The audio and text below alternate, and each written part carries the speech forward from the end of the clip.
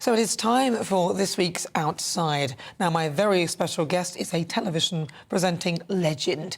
Now, she has a fascinating career spanning across various different industries. She started out as a fashion designer and then hit our TV screens as a presenter. You may recognise her from her appearances on This Morning, Wish You Were Here and The Verdict. She's also written a book called The Rabbit Whisperer, which tells the story of her love for rabbits and their unique personalities. And she also enjoys running and has even completed the London Marathon and the Great North Run. She loves travelling to remote places in extreme parts of the world. And in 2008, she made headlines when she divorced her former spouse, Chris Tarrant. However, she has since moved on and continued to pursue her passions. My guest has also lived a diverse, exciting life, and we're thrilled to join here today and share her experiences. Who do you think she is? Of course, the amazing Ingrid Tarrant. Ingrid!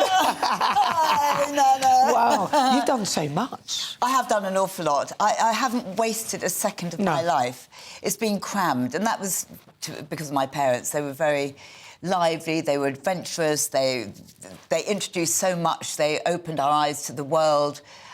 So we were very, very fortunate, I have to say. So some people don't know, but were your parents famous? Tell us a little bit about them. No, not at all. My father, well, I'm really a mongrel.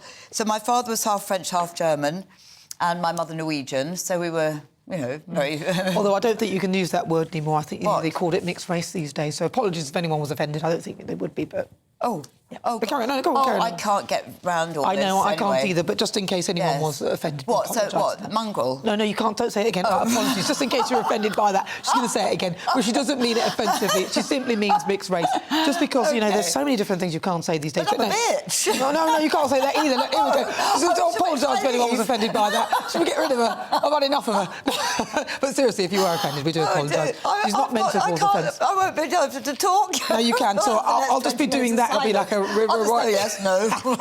So your parents, you're a mix, yes. So carry on. So talk.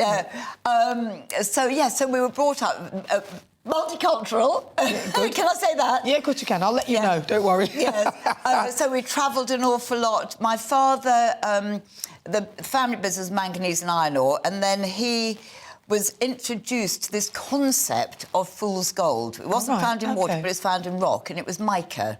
So it was in 3 countries in the world. He chose to mine it in South Africa, and then that sort of evolved from there. Did it make him rich? Comfortable. Oh, that's good, isn't it? That's what we like to hear that. Yes. So a lot of people won't realise, because obviously you're married to Chris Tarrant, so what he did sort of overshadowed what you were doing, because people might not have seen what you were doing.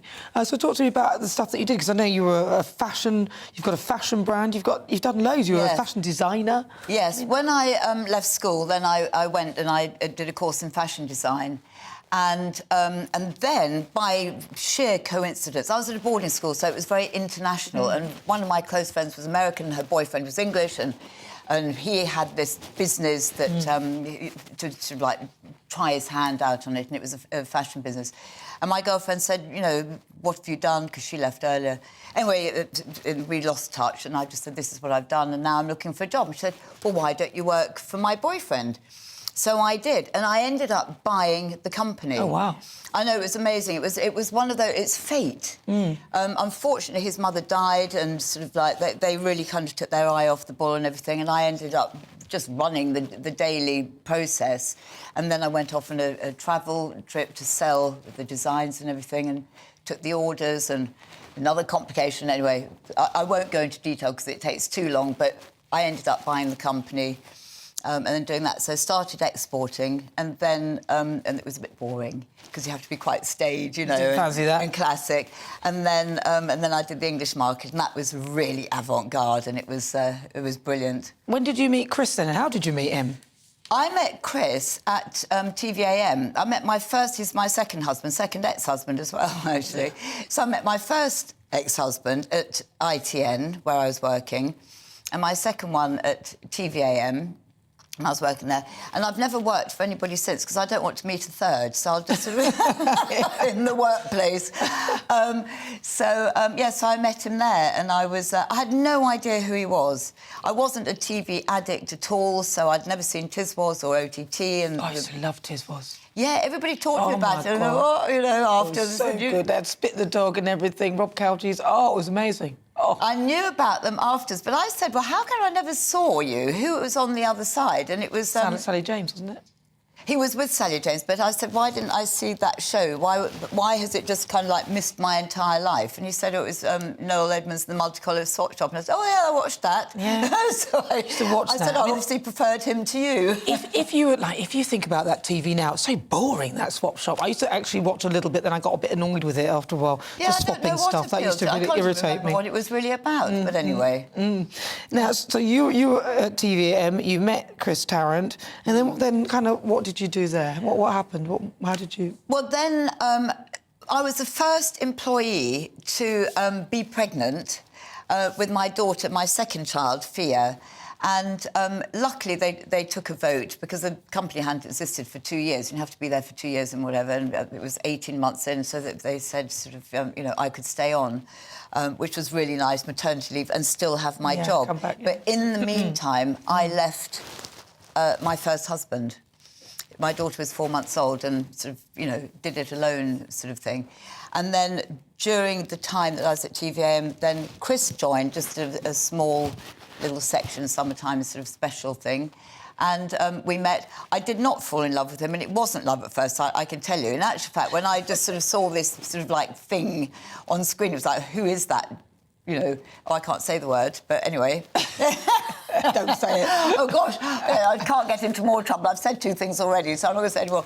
Anyway, no, I said Pratt, actually. I was going to say something else. I can say that. You thought that, but obviously don't think that now. Yes, no. Anyway, so that was that. So eventually I got to know him and gradually fell in love with him. Did he ask you out? What did they say? Hey, you want to go out with me? What was the first thing? No, it wasn't really. It just, I think it was kind of, we just all kind of congregated in the pub, you know, as one does, or does one anymore? I know what you mean. It sort of evolves. I had one like that. I had one like that. I didn't like him at the start, and he sort of crept on me, type thing. Yes, but they do that. Not in a horrible way. On me, yeah, he sort of grew on me, crept on me. Yes. Grew on me. And yes, and he was thoroughly lovely and charming, and then what happened? And fell in love with him. And then what happened? And then what happened? And then. And what happened after that? What happened? And then we ended up living together. He was based in Warwickshire at the time. I had a house and he moved in with me. And then he got the job at Capital Radio. And was it... I'm quite nosy. I mean, was it a lovely relationship and everything? Oh, yes. It was lovely. Oh, it was lovely, yes. So when you discovered he had an affair, were you sort of blindsided by it, or were you... Oh, completely. Really? Yes, completely. I mean, I know everybody says, of course you knew, of course you knew. No, but you didn't. I didn't. I asked him what was the matter, you know, sort of like, have I done anything wrong, or sort of like, is he thinking of having an affair, or in actual fact, is he having an affair? Because if I said black, he would say white. If it was hot, it was cold, and he swore absolutely blind that he wasn't. And I believed him. And it wasn't being, you know, in denial. I'm not like that, no. Nana. I am completely so sort of upfront and grounded and straight. Well, that's why you believed him, because sometimes you think people are like you and they're not.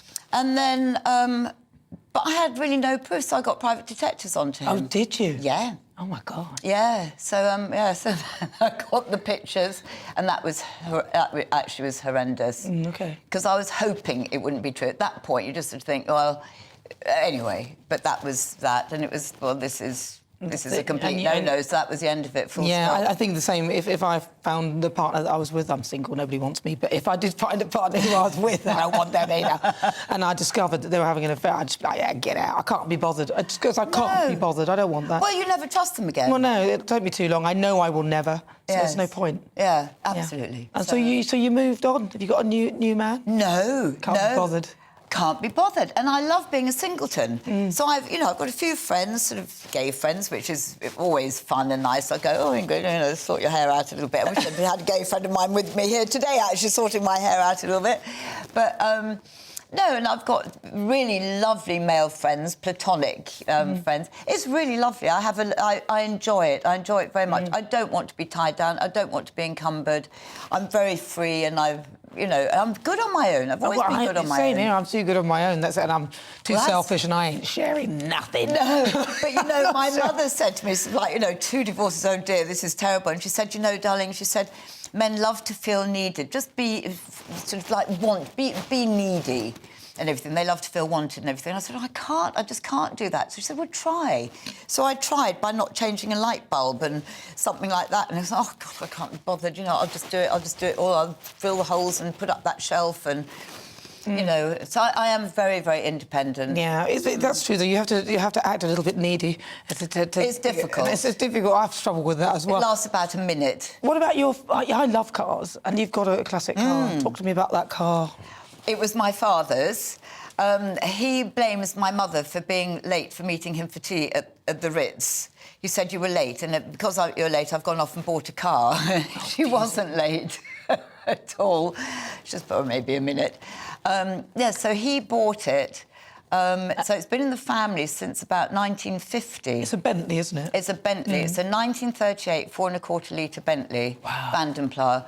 And there's only, I believe, 3 in the world. And because war stopped production. And don't know where the others are. I think one is in... Or I don't think. I am told it's possible. One's in India and one's in South Africa. And I've got the one... that's here. It's beautiful. Is it worth a lot? It's probably worth. I have no idea. Yeah. I've got it insured for probably what my father paid for it. You need to sort that out. I know. Let's just hope that it doesn't go up in flames or anything. So it's never going to be sold. So I'm not interested in what it's worth. But it's interesting. I mean, so Fia, my daughter's going to have it. She's absolutely the right person to inherit. She's delighted. So what are you doing now then? Because I know you do stuff. Are you still doing stuff with QVC? No, so I did QVC for quite a long time, which was fantastic. A wonderful designer, so I was a brand ambassador, and it was a wonderful. I thoroughly enjoyed it. It was a little bit. Actually, this is one of hers. Oh, very nice. Yong Kim. Yong Kim. She's called, yeah. But they don't do that brand anymore. So when she went, I went. But it was absolutely fantastic. Live TV. It was great fun. Wonderful. You know one of the presenters. I love live Debbie, TV. I know Debbie Flint. She's great. She's fabulous. Exactly. Yes, so I don't do that anymore. But it was nice to get back into the world of fashion. Although it wasn't what I was doing when I was in fashion, it was much more kind of quirky. But yes, and then so I wrote. I did travel articles as well because I travelled. Always travelled. Always wanted to travel. And my father, when I was about 10 or 11 years old, I said to my father, "My ambition is to travel the world." Well, he asked what my ambition was. And I said to travel the world and have a company that gets listed on the stock exchange. On the FTSE 100. But I didn't say that when I was about 10 or 11. I said that when I was a little bit older. But I wanted to travel the world. So he said, well, that's a very good ambition to have. How many countries are there? And I worked out then that there were 238. But if you Google it now, I think it's 197, which is extraordinary because so many countries have broken up. But I'm almost there. Really? Yeah, I've done about 117 Really? countries. Oh, you've got quite a few to go. That's quite a lot. Yeah, still a few to go, Quite a lot, but I'm more than halfway. You're more than halfway. That's good. Is that what you're going to be doing now, then? So that's your thing? Yeah, well, I was going to do all the stans this year, minus, like, 1 or 2. But, yeah, probably. And how did you stay there for long, or do you just go in and say, I've been here, then you... No, I'm not like a Japanese tourist. I really go and I meet the locals. If I can gate crash their home. I've gate crashed wedding parties. Do you go on your own? Do you go on your own? I've been on my own. I've gone with friends.